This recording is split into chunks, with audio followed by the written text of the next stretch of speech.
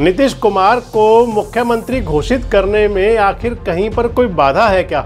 जब चुनाव चल रहा था तो उस समय अमित शाह ने कहा था कि विधायक दल की बैठक होगी, एनडीए के विधायक तय करेंगे कि उनका नेता कौन और वो मुख्यमंत्री बनेगा। कहीं ये दो धुर अलग अलग तो दिखाई नहीं पड़ रहे। अगर कहीं भारतीय जनता पार्टी ये प्लान करे, प्लान ए पर ये वाला काम किया जाए कि नीतीश बाबू की जगह अब की बार भगवा रंग में रंगा हुआ कमल के निशान वाला कोई नेता मुख्यमंत्री बना दिया जाए। चिराग पासवान खुद को हमेशा से प्रधानमंत्री जी का हनुमान कहते रहे हैं। दोस्तों नमस्कार, मैं संजय मग्गू और मौजूद हैं देश रोजाना के डिजिटल मीडिया मंच पर। आपसे बात करने चला हूं बिहार की सियासत को लेकर, क्योंकि अभी हाल ही में बिहार का चुनाव परिणाम आया है और बिहार के चुनाव परिणाम के अंदर एनडीए की बल्ले बल्ले है। बिहार के अंदर अगर कहें तो जो चुनाव परिणाम है उसको मान सकते हैं कि एक सुनामी थी मोदी और नीतीश की, और ऐसी सुनामी जिसके अंदर सभी बह गए। सामने जो भी लोग थे वो सुनामी के अंदर एकदम से जैसे नेस्तानबूद हो गए और सुनामी के अंदर पूरी तरह से बह के चले गए आगे। लेकिन इस सुनामी के बावजूद और जो भारतीय जनता पार्टी और नीतीश कुमार के गठबंधन यानी कि एनडीए को जो मैंडेट मिला, उसके बाद नज़र है कि आखिर मुख्यमंत्री का कैंडिडेट जो ना तो पहले अनाउंस किया गया था विधानसभा चुनाव से पहले, और अब विधानसभा चुनाव होने के बाद नीतीश कुमार जी चुनाव से पहले तो खूब दिख रहे थे, मंदिर गुरुद्वारे सब जगह जा रहे थे, जेडीयू के मुख्यालय में भी गए थे। इसके बाद उन्होंने बधाई भी दे दी ट्वीट करके। लेकिन एक और ट्वीट था जिसके अंदर था कि 25 से 30 नीतीश। आपको ध्यान होगा ये नारा चल रहा था मतदान के बाद और मतगणना से पहले। लेकिन मतगणना के बाद जो एक ट्वीट किया था जेडीयू की तरफ से कि 25 से 30 नीतीश, यानी कि नीतीश कुमार मुख्यमंत्री होंगे, और बाद में उस ट्वीट को डिलीट कर दिया गया। अब बात ये आ जाती है कि क्या नीतीश कुमार बिहार के मुख्यमंत्री बनेंगे या नहीं? नीतीश कुमार को मुख्यमंत्री घोषित करने में आखिर कहीं पर कोई बाधा है क्या? आपने तमाम पॉलिटिशियन देखे होंगे जब मतगणना चल रही थी और टीवी स्क्रीन पर चेहरे रेंग रहे थे, उन चेहरों के अंदर बीजेपी के तमाम बड़े नेता देखे होंगे, चाहे वो गिरिराज प्रसाद रहे हों और चाहे वो फिर बिहार के बीजेपी के प्रदेश अध्यक्ष हों, सम्राट चौधरी हों, बिहार के और नेता हों। सभी ने एक बात तो कही कि नीतीश के नेतृत्व में चुनाव लड़ा गया, लेकिन किसी ने यह नहीं कहा कि नीतीश के नेतृत्व में सरकार भी बन रही है। और क्वेश्चन मार्क इसलिए ज़्यादा है क्योंकि अमित शाह जी ने तो विधानसभा चुनाव से पहले ही कह दिया था। जब चुनाव चल रहा था तो उस समय अमित शाह ने कहा था कि विधायक दल की बैठक होगी, एनडीए के विधायक तय करेंगे कि उनका नेता कौन और वो मुख्यमंत्री बनेगा। और इधर देखें तो तल्खी भी दिखाई पड़ी थी चुनाव के दौरान। तल्खी इस प्रकार की थी कि जैसे कहीं ये दो धुर अलग अलग तो दिखाई नहीं पड़ रहे। मसलन प्रधानमंत्री नरेंद्र मोदी के साथ में नीतीश कुमार ने कई मंच शेयर नहीं किए थे। रोड शो के अंदर तो नीतीश कुमार मोदी जी के साथ दिखाई नहीं पड़े थे, और मोदी जी ने नीतीश की जो पूर्ति की थी वो ललन बाबू से की थी। ललन बाबू का आप समझ सकते हैं कि कहीं ना कहीं उनके मन के अंदर भी उमंगें तो पूरी हैं। लेकिन अब सवाल बड़ा है कि क्या नीतीश कुमार इस सब के बावजूद मुख्यमंत्री बनने जा रहे हैं या नहीं? नीतीश कुमार मुख्यमंत्री होंगे या नहीं? तो आप मैंडेट को देखें, जो मैंडेट मिला बिहार के चुनाव का 243 विधानसभा सीटों का, उस मैंडेट के अंदर सबसे बड़ी पार्टी बनकर के उभरी भारतीय जनता पार्टी। भारतीय जनता पार्टी के पास 89 विधायक हैं, 89। उसके बाद दूसरे नंबर की पार्टी बनी जनता दल यूनाइटेड। जनता दल यूनाइटेड के पास एमएलए हैं 84। तीसरे नंबर की जो पार्टी बनी वो बनी राष्ट्रीय जनता दल। राष्ट्रीय जनता दल को विधायक मिले 25। चौथे नंबर की पार्टी इसके अंदर हुई लोक जनशक्ति पार्टी, रामविलास पासवान जी के बेटे की पार्टी, चिराग पासवान की। अगले वीडियो में बात करूंगा आपसे चिराग पासवान को लेकर के। चिराग पासवान की पार्टी को मिले 19 एमएलए। उसके बाद जो अगला नंबर आया वो आया कांग्रेस का। कांग्रेस के पास 6 एमएलए। उससे अगला एमएलए अगला जो नंबर आता है वो अगला नंबर है असदुद्दीन ओवैसी की पार्टी का। उनके पास 5 विधायक हैं। उसके बाद जीतन राम मांझी की पार्टी के पास 4 विधायक हैं। उपेंद्र कुशवाहा की पार्टी के पास भी 4 विधायक हैं। उसके बाद कम्युनिस्ट पार्टी के पास में 2 विधायक हैं। और इन सब के बाद में अदर्स की गिनती भी है, यानी कि कुल मिलाकर के जो मैंडेट है। अब अगर देखें तो क्या भारतीय जनता पार्टी नीतीश कुमार को अपने से अलग करके मुख्यमंत्री अपना घोषित कर सकती है क्या? यही वह सवाल आ जाता है कि आखिर नीतीश कुमार कितने जरूरी हैं और कितनी बड़ी मजबूरी हैं। अगर कहीं भारतीय जनता पार्टी ये प्लान करे, प्लान ए पर ये वाला काम किया जाए कि नीतीश बाबू की जगह अब की बार भगवा रंग में रंगा हुआ कमल के निशान वाला कोई नेता मुख्यमंत्री बना दिया जाए, तो फिर उसके लिए बीजेपी को 122 विधायक चाहिए।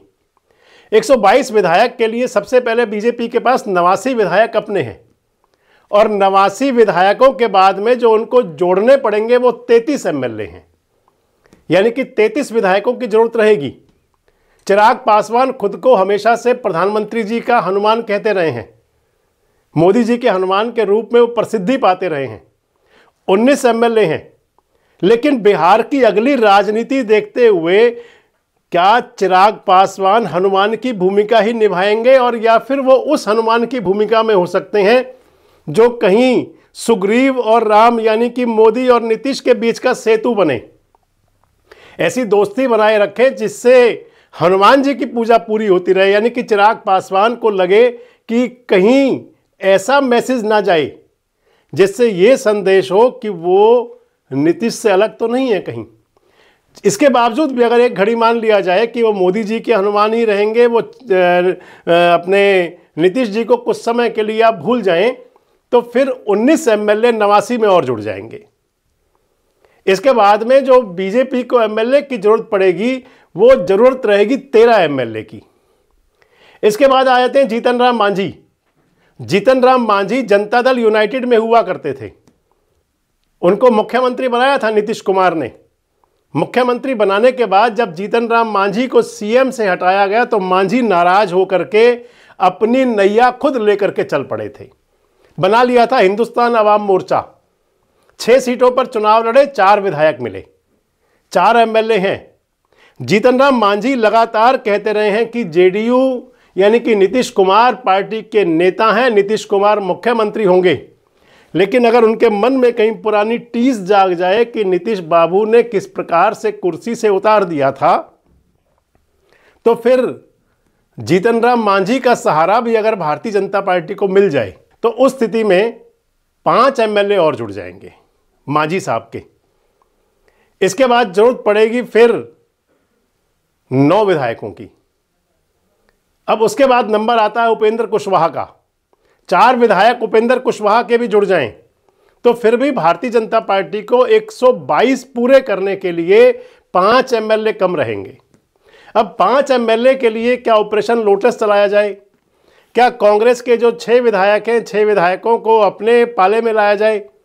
लेकिन यहां बात आ जाएगी, क्योंकि जनता दल यूनाइटेड के पास में केंद्र की जो सरकार चल रही है एनडीए की, मोदी जी की, एक जो बैसाखी है वो जेडीयू की भी है, एक सहारा जनता दल यूनाइटेड का भी है। और एक बड़ी कंडीशन आ जाएगी, क्योंकि चुनाव के दौरान नीतीश कुमार ने कहा था कि ये अंतिम चुनाव है, और इस चुनाव के लिए बड़ी सहानुभूति भी थी लोगों के मन में नीतीश कुमार के प्रति कि नीतीश कुमार जी का ये आखिरी चुनाव है, 25 से 30 फिर से नीतीश, ये नारे भी चले थे। उस स्थिति के अंदर भारतीय जनता पार्टी की, मैंने जो कहा कि कितने बड़ी मजबूरी और कितने जरूरी, तो नीतीश कुमार भारतीय जनता पार्टी के लिए एक प्रकार से जरूरी भी हैं और मजबूरी भी हैं। एक प्रकार से जरूरी भी हैं क्योंकि जरूरी है केंद्र सरकार के अंदर जो नीतीश कुमार का सहयोग और समर्थन है, और फिर बिहार के चुनाव में नीतीश और मोदी की जोड़ी के नाम पर जो काम चला, एक तो ये जरूरत हो गई, दूसरे मजबूरी भी आ गई, क्योंकि अगर कहीं दोनों पार्टियों के बीच में मतभेद की बात चले, अलग अलग होने कहीं रास्ते बनने पड़ जाएं, तो फिर उस स्थिति के अंदर क्योंकि भारतीय जनता पार्टी एनडीए की लड़ाई लड़ती है और बीजेपी को यह संदेश चला जाएगा कि जहां जब भी उनको मौका मिला तो सहयोगी दलों को फारिग कर दिया, निपटा दिया। इसलिए लगता नहीं है कि भारतीय जनता पार्टी अपने सिरे ये तोहमत लेगी। भारतीय जनता पार्टी ये के प्रकरण किसी प्रकार से कोशिश तो ये रहेगी कि नीतीश कुमार पूरे प्रेशर में तो रहें, लेकिन चेहरा तो एक बार शायद नीतीश ही बनाए जाएं। अगर इसके बावजूद भी बीजेपी ये सोचती है कि नीतीश कुमार की जगह अपनी सरकार, तो फिर ऑपरेशन लोटस की जरूरत पड़ जाएगी। और इधर नीतीश क्या कर सकते हैं? नीतीश कुमार के पास 84 एमएलए हैं। अगर नीतीश कुमार को भारतीय जनता पार्टी अपना नेता नहीं मानती या भारतीय जनता पार्टी की तरफ से यह संदेश स्पष्ट नहीं होता कि आप मुख्यमंत्री के कैंडिडेट हैं, शपथ की तारीख तय कर की जा रही है, अगर ये मैसेज नहीं होता, और नीतीश कुमार क्योंकि पलटी राम तो है, पलटी तो मार चुके हैं पहले भी, और एक पलटी नहीं 2 पलटी लगी थी। हालांकि इस चुनाव से पहले जब वो बीजेपी की तरफ वापस पलटी मार के आए थे तो उस समय नीतीश बाबू ने कहा था कि अब यहां वहां कहीं नहीं जाएंगे। लेकिन अब बात आ जाएगी कि अगर नीतीश कुमार को भारतीय जनता पार्टी अपनी शर्तें कोई रखती है और या फिर कहीं नीतीश बाबू के मन में कोई पलटी वाली बात भी आ जाती है, किसी प्रकार का प्रेशर ना झेलते हुए, तो फिर नीतीश कुमार के लिए कौन सा समीकरण हो सकता है? मान लीजिए कि 89 विधायक जो भारतीय जनता पार्टी के हैं वो अभी उनके साथ नहीं है और 202 एमएलए मिले एनडीए को। 202 में से 89 एमएलए अगर वो साइड हो जाएं बीजेपी के, और कहीं चिराग पासवान, जीतन राम मांझी और उपेंद्र कुशवाहा इनका भी सहयोग नहीं मिले, तो फिर नीतीश बाबू के पास कौन सा समीकरण रहेगा? तो नीतीश कुमार के पास जो सबसे बड़ा समीकरण है कि 84 एमएलए उनके पास अपने हैं, पलटी मार करके भतीजे को वापस ले सकते हैं, तेजस्वी यादव को।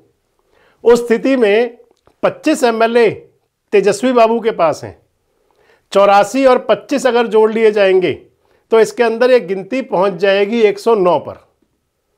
84 और 25 एमएलए जेडीयू के, उनको आरजेडी के मिल जाते हैं। अगर उसके बाद में जो जरूरत पड़ेगी नीतीश बाबू को, वो जरूरत रहेगी 13 विधायकों की। 109 उनके पास हो चुके, आगे जो विधायक उनको जोड़ने हैं तो फिर उनके पास 6 एमएलए कांग्रेस के हो सकते हैं, 2 एमएलए उनके पास कम्युनिस्ट के हो सकते हैं, यानी कि जो टोटल मिलाकर के 35 विधायक आए हैं राष्ट्रीय जनता दल वाले महागठबंधन के पास।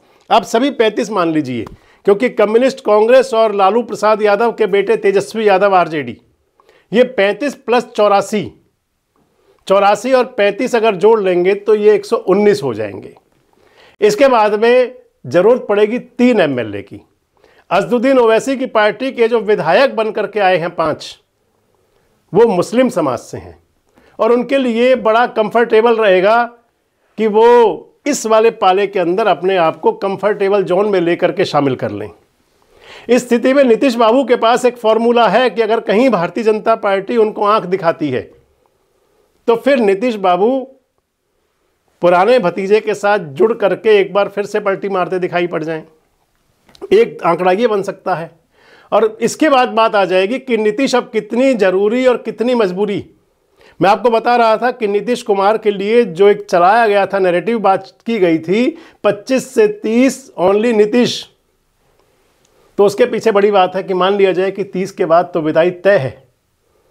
नीतीश कुमार जी वैसे भी उम्र के उस पड़ाव पर पहुंच चुके हैं कि जिसके बाद, क्योंकि रिटायरमेंट तो हमेशा है और हर जगह फिक्स होती है, ऐसे में बात ये आ जाएगी कि अगर नीतीश कुमार जी की रिटायरमेंट जब आगे फिक्स है तो फिर कोई नहीं चाहेगा कि नीतीश कुमार को छेड़ा जाए। केंद्र की मजबूरी, केंद्र की एनडीए सरकार, मोदी जी की मजबूरी बिहार को थोड़ी देर के लिए साइड कर दे, बिहार के अंदर पूरी तरह कमल खिलाना चाहें, कमल भगवा सरकार बनाना चाहें तो, लेकिन मजबूरी क्या कि केंद्र के अंदर उनके पास जेडीयू के जो सांसदों का समर्थन है, अगर वो सहारा हिलता है तो फिर दिक्कत आएगी। नायडू साहब को भी संदेश ठीक नहीं होगा। एक बड़ी मजबूरी है। दूसरी मजबूरी कि बिहार के अंदर जो मैंडेट लिया वो मोदी और नीतीश की जोड़ी ने लिया। इस संदेश को बीजेपी नहीं चाहेगी कि उनके कोई काले पुत जाए। तीसरी मजबूरी और जरूरी चिराग पासवान के लिए, क्योंकि चिराग पासवान की नज़र 30 के बाद जरूर रहेगी। रामविलास पासवान जी तो मुख्यमंत्री नहीं बन पाए थे, लेकिन चिराग आज एक मीडिया इंटरव्यू में कह रहे थे कि जनता के आशीर्वाद से फुल टाइमर मुख्यमंत्री बनेंगे तो क्या क्या स्कीम लेके आएंगे। अगली बात अगर देखें, जो बाकी राजनीतिक दल हैं, बाकी पॉलिटिकल पार्टीज हैं, जीतन राम मांझी अपने बेटे को सेट करना चाहेंगे तो उनको लगेगा कि नीतीश कुमार के साथ मिलकर के चलना भविष्य की राजनीति के लिए ठीक है। इस लिहाज से देखें तो आज स्थिति ऐसी बन चुकी है कि नीतीश कुमार चाहे वो एनडीए की बात करें, भले ही सारी बात चलें, लेकिन ऐसा कोई जोखिम लेने की स्थिति में एनडीए नहीं है। प्रधानमंत्री मोदी, गृह मंत्री अमित शाह या बीजेपी का आला कमान नहीं है कि उनको दूध की मक्खी की तरह निकाल बाहर फेंकें। इसलिए नीतीश जरूरी भी और मजबूरी भी।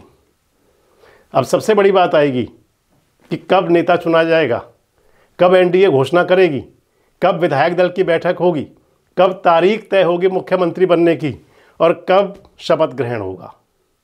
आप भी क्या सहमत हैं इस बात से कि नीतीश कुमार मजबूरी और ज़रूरी दोनों हैं? कमेंट्स बॉक्स में ज़रूर बताएं। जुड़ रहे हैं हमारे साथ, देखते रहे देश रोजाना।